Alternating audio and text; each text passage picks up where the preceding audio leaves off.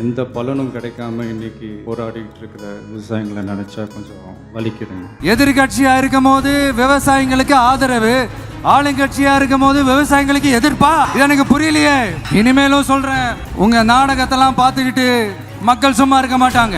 உணவு, உடை, இருப்பிடம்லாம் சொல்றோம். அதுல உணவுக்கு வேற முதலிடத்தை கொடுக்குறோம். ஆனா அதை கொடுக்குற விவசாயிக்கு பசி ஈஸியா தீந்துறதுனால தான் நாமளும் அவங்கள பத்தி அதிகமா நினைக்கிறது இல்லையா நம்ம தெரியும். அதாவது காசு கொடுத்தா கூட சாப்பிட்றதுக்கு எதுவுமே கிடைக்காதுன்ற ஒரு நிலைமை வந்தால் தான் நம்மளாம் புரிஞ்சுக்கவும் நம்ம தெரியல. இது அவசியம்ன்றத விட அவசரமும் கூட. ஏன்னா ஆல்ரெடி நமக்கு ஆரோக்கியம் இல்லாத உணவு தான் கிடைச்சிக்கிட்டு இருக்கு. இப்போ கூட நம்ம முழிச்சிக்கலன்னு வைங்களேன், அடுத்த சந்ததிக்கு இது கூட கிடைக்காது.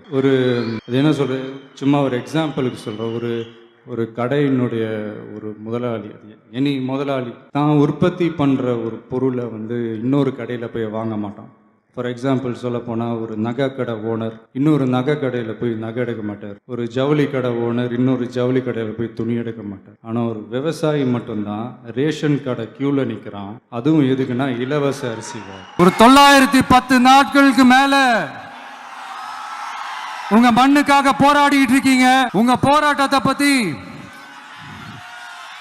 ராகுல்னு ஒரு பையன், சின்ன பையன் பேசினது நான் கேட்டேன். அந்த குழந்தையோட பேச்சு மனசு ஏதோ செஞ்சிருச்சு. உடனே உங்க எல்லாரையும் பார்க்கணும்னு தோணுச்சு, உங்க எல்லாரையும் கூட பேசி ஆகணும்னு தோணுச்சு. உங்க எல்லாரு கூட நான் நிப்பேன், நீ தொடர்ந்து நிப்பேன் சொல்லணும்னு தோணுச்சு.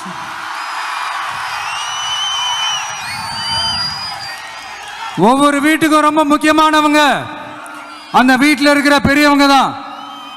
அதே மாதிரி தான் நம்ம நாட்டுக்கு ரொம்ப முக்கியமானவங்க உங்களை மாதிரி விவசாயிங்க தான். அதனால உங்களை மாதிரி விவசாயிகளோட காலடி மண்ணை தொட்டு கும்பிட்டு தான் என்னோட பயணத்தை தொடங்கணும்னு ஒரு முடிவோட தான் இருந்தேன். அதுக்கு சரியான இடம் இதுதான் எனக்கு தோணுச்சு.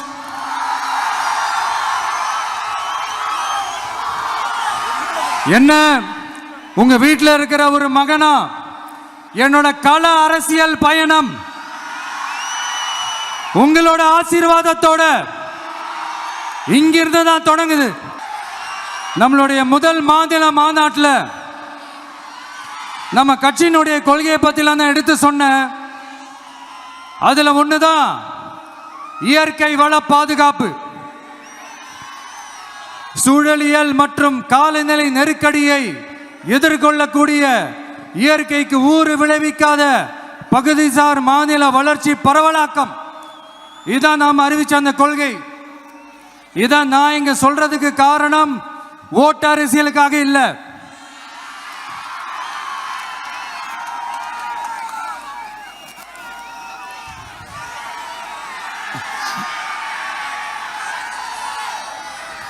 இன்னொரு தீர்மானம் அதே மாநில மாநாட்டில் நான் சொன்னேன். அது விவசாய நிலங்கள் பாதுகாப்பு கொள்கை தீர்மானம். அதில் காஞ்சிபுரம் மாவட்டம் பரந்தூரில் 1000க்கும் மேற்பட்ட ஏக்கர் பரப்பளவில் 13 நீர்நிலைகளை அழிச்சு சென்னையை நிரந்தரமாக வெள்ளக்காடாக்கும் திட்டத்தை ஒன்றிய மாநில அரசுகள் கைவிட வேண்டும் வலியுறுத்தின.